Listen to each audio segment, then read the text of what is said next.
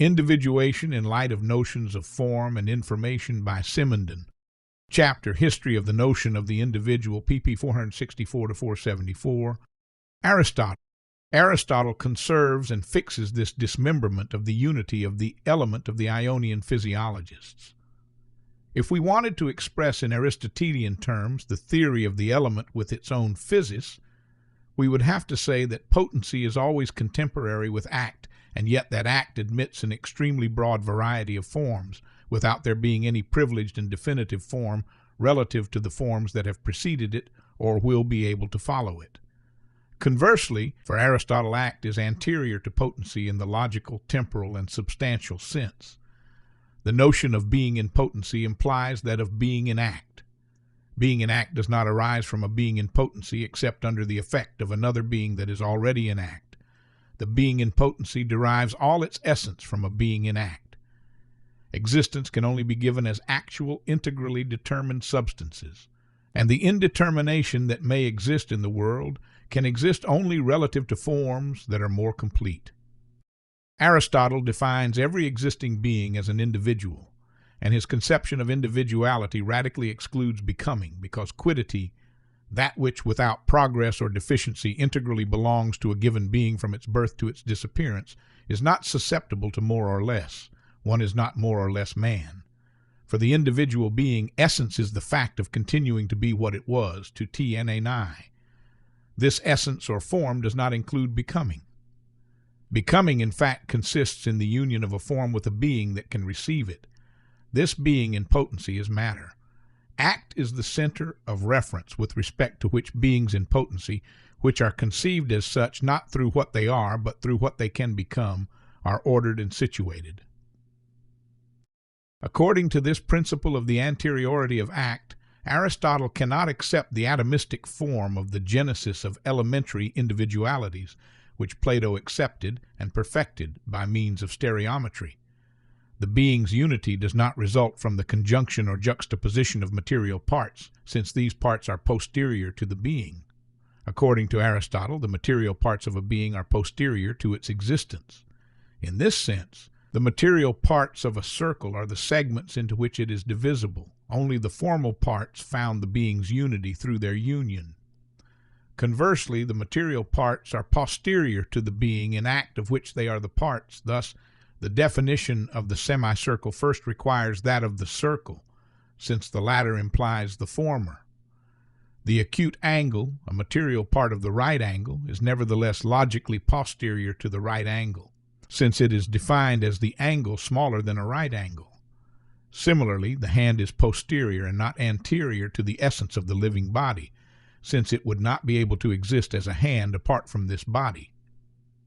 Furthermore, the genesis of individual beings based on a primordial productive force like physis is impossible. Aristotle does not suppose that an undetermined element, an apeiron containing a dynamism of development, can exist. Aristotle can conceive beings only as already individualized. Aristotle does not conceive that the being can be in act without already being individualized. The elements of the Ionian physiologists are not the being in act. Here there is a radical difference in the conception of being. Potency, which for Aristotle is merely a possibility, was for the Ionians, to the extent that this concept was distinct for them, an active and positive capacity of individuation within the indefinite element. The Ionians considered that the observable state of the world, wherein the separation of the elements and the individuality of beings is revealed, results from an equally actual primordial state, but a state in which being was neither separated into elements nor carved up into individuals. Aristotle not only conceives the individual as always in act, which is expressed by the permanence of quiddity, he also considers that there is no part of the being that is not individualized. The whole being is composed of individuals. In the Ionian conception of the world, there is on the contrary a great reserve of non-individualized being, from which and to which individualized beings arise and return. Plato had begun to individualize everything by including the whole universe in the providential order of the cosmos, as it is thought by the demiurge. In his doctrine, only the chorus still constituted that which of being is not individualized.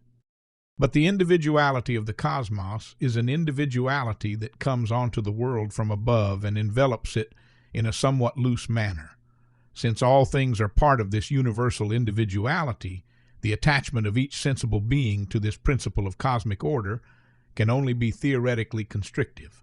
The separation of the ideas leaves a certain de facto consistency to particular individualities. In Aristotle, on the contrary, beings do not wish to be badly governed, and, moreover, form is interior to each being. The individuation of all beings is consequently much more precise. However, it is because everything is an individual that potency cannot be anything but an apparent inconsistent virtuality qua virtuality anterior to act. In order for potency to be anything but this pure virtuality thought logikos, or by way of the logos, there would have to be, before the state of individualization, the possibility of a state of actual non-individualization for the being. Plato's thought considerably reduced the possibility of this state of non-individualization, and Aristotle conserved this reduction from Plato by emphasizing it through the refusal of what he calls separate ideas. This is how we wind up with a system of pure actuality with Aristotle. The theory of knowledge itself is consequently transformed. Dialectics disappears, and the universal is known in sensation, for though one perceives the particular, perception is of the universal, e.g. of man, but not of Callias the man. 45. Essence, ousia, is veritably being qua being, i.e. that which does not refer to a superior principle, that which is truly radical principle. Every genetic explanation of essences is henceforth impossible. Moreover, every indetermination must be explained as relative to forms that are more complete. Nevertheless, the relation for which Plato accounted by means of the number ideas becomes difficult to think in Aristotle's system. This is why it is contemplated in the physics more so than in the metaphysics. Motion is the act of the possible qua possible. The rapport of form to matter consequently takes on an important meaning and requires a certain anteriority of potency relative to act. Physics reinstates what metaphysics denies, but it does so by conserving the idea of a potency already included in an individual. Potency is potency of the individual. The child grows insofar as it is a child, i.e., because it has the possibility of reaching adult size, and not insofar as it is a living being of a certain size.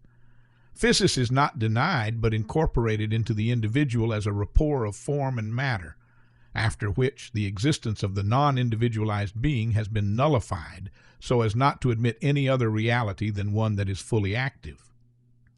Motion must belong to a subject that does not change during becoming. This is why Aristotle excluded generation and corruption, the birth of a substance and its death, from the types of motion. This passage from being to non-being and from non-being to being is not a movement like alternation, augmentation, or diminution, local movement. Indeed, the starting point for these three types of movement is the privation of a certain quality, and the end point is the possession of this quality. Every movement takes place between contraries. However, no substance has a contrary. The generation of a substance is abruptly discontinuous. It arises in an indivisible instant. Aristotle thereby affirms that indefinite and unlimited physis conceived as universal flux does not exist. There is no flux of substantial forms. The substantial form, which as final cause has directed the series of modifications that have primed matter to receive it, remains stable and identical. Science penetrates moving things, yet this is to affirm that motion is the motion of individual beings. Not a single aspect of the Ionian's element remains, but the continuous milieu, i.e. time, place, void.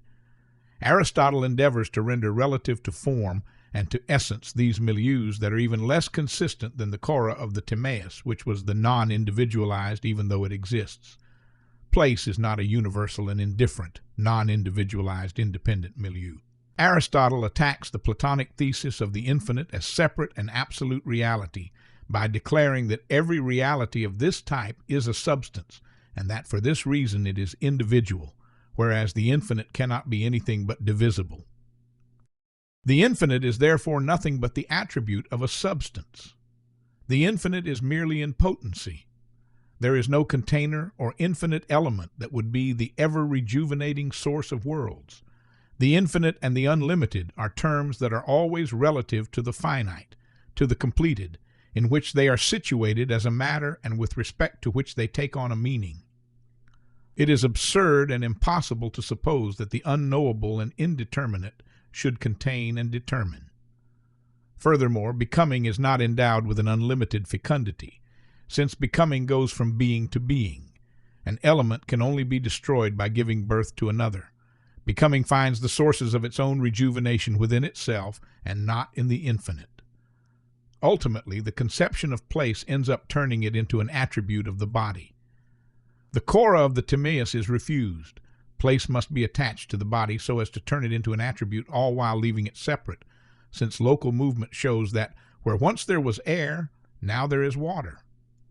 The place exists at the same time as the thing, for limits are with the limited. According to Aristotle, the notion of the void is unacceptable. Insofar as motion always arises between an initial state and a final state, local movements are movements directed toward the proper place of each thing. They are natural movements of the body toward its proper place. Or instead, they are violent movements that remove the body from its proper place and that stop when the moving cause ceases to act. These movements could not take place in the void because there would be neither height nor depth, and consequently there would be no reason for the mobile to stop anywhere or continue moving indefinitely. This second supposition, which constitutes a formulation of a principle that will later be called the principle of inertia, is initially avoided by Aristotle because it is contrary to his representation of the individual, the being in act. Motion, as E. Breyer notes, would in fact be considered apart from its physical properties. However, since everything is individual for Aristotle, motion cannot be considered without considering its properties. It can be nothing but an aspect or a consequence of its properties. A body in the void would be a body without any physical properties. Here Aristotle invokes false or poorly observed experiences. Due to the efforts of a sailor, a boat only moves or displaces if the efforts surpass a certain limit. The movement of the boat stops as soon as the efforts stop. Speed is not proportionate to force, but inversely proportionate to the resistance imposed by the milieu. In the void, the speed of a body would therefore be infinite. Time itself cannot be numbering number, as Plato would like. It is in fact numbered number. Time is in each movement, whatever it may be. Each movement has its duration, like an attribute that belongs to it. It is the number of movement according to the anterior and the posterior. Neither movement, the infinite, place, nor time can be conceived as independent from the individualized being, i.e. from substance. Movement in particular is conceived as consisting not in what it is at each successive instant, but through what it realizes overall in the being, which is its center. It is not this quasi-substance proclaimed by Protagoras. Aristotle imagines a substance whose only role is to move regularly, the substance of the heavens, which is different from the four elements. The simplicity of its movement is based on the unity of the intention that it manifests. Perpetual and necessary motion is obtained in this way without beginning or end. For Aristotle, the mover cannot be moved. It is in act what the mobile is in potency. It is, for example, the hot insofar as it is warming up. It is the knower insofar as he is being instructed. Plato considered the mover as moving. Aristotle refuses this doctrine. The unmoved mover is the being in act insofar as it has encountered a mover capable of passing from potency to act. There nevertheless remains a difficulty in this world composed solely of individuals, and this difficulty is paramount. Is the substance of a being the composite of form and matter, or instead substantial form, which is the being's essence? This problem is not posed for God, who is pure act, and in whom thought has no other conditions besides itself, since it is without matter. God is eternal substance identical with his essence. There is consequently a vast law of imitation. God is the type that will undertake imitating the substances born from the combination of form and matter. But this conception of a relation of imitation supposes a system in which an individual being is not solely what it is, since it tends toward another being superior to it. If particular beings were substances, they would not need to be governed. Yet, Aristotle cites Homeric verse, which he takes as the expression of the reason why he adopts monotheism. The rule of many is not good. Let there be one ruler. The science of natural things becomes the effort to know the echelons of a hierarchy of unmoved movers, all the way from God to souls and to every form. In this hierarchy, each term is the final cause that orders the inferior terms. For all things have by nature something divine in them. Man is begotten by man, but by the Son as well. All changes have their material conditions in elementary forces, but they have their veritable and final cause in the form toward which they are oriented. The living individual manifests this aspect of finality very particularly. In their exercise, the vital functions reveal the purpose, fin of the organs and of their components, bones, muscles, nerves. The soul, substantial form, is the first entelechy of a natural body that has life in potency. The soul is therefore the principle of vital activity, the unmoved mover of this activity. Consequently, the soul is part of the individual, whereas in Plato it was a migrating voyager, ever tormented by the desire to escape from the earth, thereby fulfilling its proper destiny by passing from body to body. Soul and body arise and disappear together. Each living being has a unique soul. The individual is the being that transmits to another perishable individual the form of the fixed, incorruptible species. There is always a specific identity between the generator and the generated. There is a continuity between species, but this continuity is rigorously static. Unlike in the evolutionist thought of Empedocles, there is no dynamism of the species and of all species together that would constitute a unity of physis. Species are solely constituted by individuals, and there is no force of the species that would be exterior to the individuals. The complete and absolute character of each individual does not allow a specific dynamism. The similar always produces what is similar to it. This is how the living being can imitate the course of the stars and attain perpetuity. In the living being, the faculties of the soul are principles of unity through the finality of the functions they control. Thus, the sensible function controls the anatomical and physiological function of the sense organs. The nutritive function controls a whole mechanism of corporeal actions that effectuate the assimilation of food by the body. Furthermore, and inversely, the study of each of the functions is oriented toward the study of the superior function, particularly that of intellectual thought. Consequently, sensation already separates form, which provides intuition of the sensible proper, from the matter of objects. This intuition prepares the highest intuition, which is the intelligence's intuition of indivisible essences. The intelligence perceives the forms or essences without matter extracted from all the particularities that accompany them in the sensible. By way of abstraction, it makes the intelligibles, which were merely in potency in the sensibles, pass to act. In this sense, there is in the organization of the individual's functions a certain finality that establishes a convergence and a unity of structure. Nevertheless, there remains a serious difficulty in the conception of the individual. The intelligence that thinks passes from potency to act. However, in virtue of Aristotle's conception of being, only a being in act can make another being pass from potency to act. The intelligence in potency therefore requires an intelligence in act in order to think. Is this intelligence in act interior or exterior to the individual?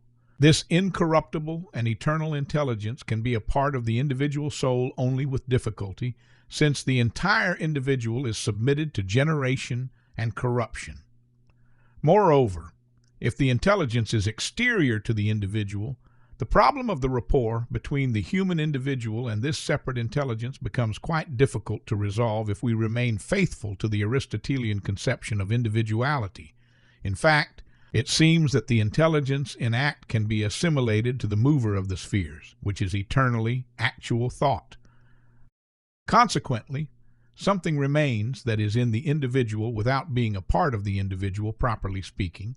Aristotle says in The Generation of Animals that the intelligence is added to the soul by a sort of epigenesis and enters into it from outside. It therefore seems that the individuality of the soul loses its distinctness. All the faculties of the soul are oriented toward a term that is superior and in some sense transcendent to them. The soul is made only to be in its superior form a spiritual image of reality, just as in its inferior form it is the sensible. The soul is in a way all existing things, for existing things are either sensible or thinkable, and knowledge is in a way what is knowable, and sensation is in a way what is sensible. The doctrine according to which reality is only composed of individuals becomes complete in an impossibility of enclosing the individual within itself. Here again we can grasp this paradoxical aspect of the notion of individuality.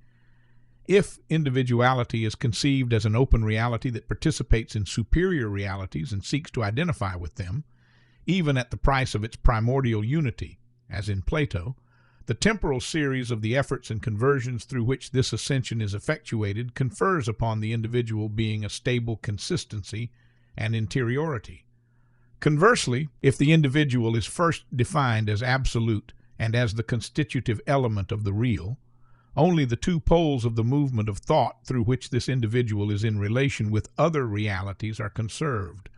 The soul is essentially sensation and intelligence, i.e., other than itself, everything that is the return of the individual's causality to the individua, reflection and self-consciousness, is absorbed and vanishes in the relation to these two fixed poles, wherein the soul is made purely representative and intuitive of reality. To grasp the being in its activity proper, the relation that joins it with other beings must first be privileged. To grasp relation, the being must first be privileged. Individual reality, which may only be known through a simultaneous grasping of the being and of relation, always escapes. The difference between Plato's ethics and Aristotle's is particularly clear in the following sense. Plato defines virtue as an internal structure of the individual, a regulated rapport between reflective intelligence, anger, and the concupiscent appetites. The just man is just in himself before any exercise of social rapports. He could be just in solitude, and the social condition in which he finds himself does not change this fundamental structure. Conversely, for Aristotle, virtue is an acquired disposition that loses its whole meaning when the material conditions of action are absent. One who is liberal needs riches to act liberally, and the just man needs social exchanges to be just, for intentions are invisible, and the unjust also brags about his will to justice. Human virtues are inseparable from the social milieu. Courage, liberality, politeness can only be exerted on a certain social level.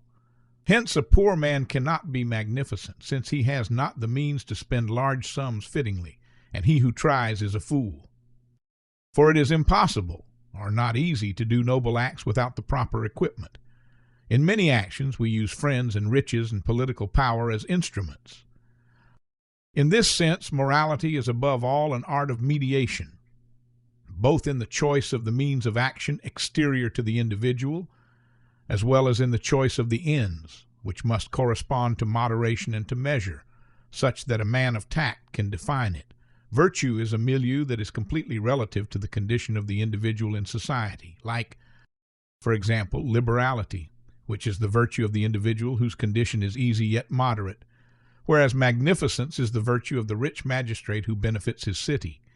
The rules of action are all pronouncements of relation, when it is necessary to act at the right times, with reference to the right objects, toward the right people, with the right aim, and in the right way. 59. The Platonic image of the wise man in the brazen bull cannot be suitable for Aristotle's morality. There is thus an incompatibility between two manners of contemplating the reality of the individual when the individual is envisioned as a being included in the order of simultaneity. This order indeed can be grasped either as a relation of the individual being to other beings and to itself, or as absolute substantiality, which supposes that every being is an individual.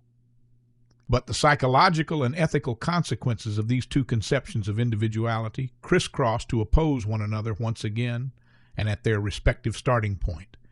The individual grasped as the term of a relation appears to be subtended by the internal activity of reflection, of conversion, and to be internally structured in its own way. Conversely, the absolute individual loses its independent internal structure on behalf of a relation that is sensation or intellectual intuition in knowledge, and that becomes virtue conditioned by the rapports inherent to the social situation in moral life. The reality of the individual evades ancient thought, which cannot grasp it stably but can merely surround it with two attitudes that would be complementary if they were not incompatible. With Plato, the individual loses its original independence, since it has a place in the cosmos. With Aristotle, it loses its unity, which was established by Socrates due to the link established between self-mastery and reflection. Ethical virtues and dianotic virtues become separate. The irrational part of the soul remains as an irreducible element that reason can govern but not absorb. Wisdom and justice become separate virtues again. All these virtues tend toward the virtue par excellence, which is divine and transcendent to human virtues, no longer implying the union of the body and the soul, the faculty of intellectual contemplation. 60. This virtue is isolated and suffices unto itself. This virtue implies a transcendence on the same order as that which characterizes intelligence in act. It turns leisure into the end of action. This search for knowledge, which is like an absolute and is separate from political life, introduces a dissociation in individual ends. Social life conditions the contemplative life of the scholar. But there is nevertheless a transcendence in this separated life that is hard to reconcile with the absolute character of the individual. The same difficulty which leads to a contradiction manifests in politics. The independence and autarky of the city are necessary conditions of its validity. Plato defined the city as a set of relations.